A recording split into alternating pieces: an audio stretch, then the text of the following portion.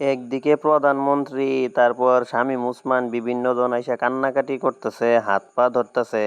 আরেকদিকে এই দালালরা আইসা কি বলতেছে, হত্যা ও সহিংসতার দায় আন্দোলনকারীদেরই নিতে হবে। তাইলে ব্যাপারটা বুঝতেছেন, এক দফা দাবি মোকাবেলা করা হবে।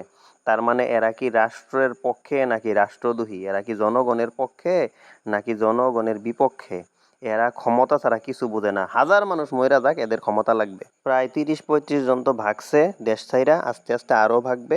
কারণ সবারই আসলে বিদেশে বাড়িঘর করা আছে এবং যথেষ্ট টাকা পাচার করা আছে। প্রায় 11 লক্ষ কোটি টাকা তো পাচার করা শেষ। সমস্যা নাই, সুন্দরভাবে এখন যতক্ষণ পারবে হমতাম দিয়া চেষ্টা করবে ক্ষমতায় থাকার।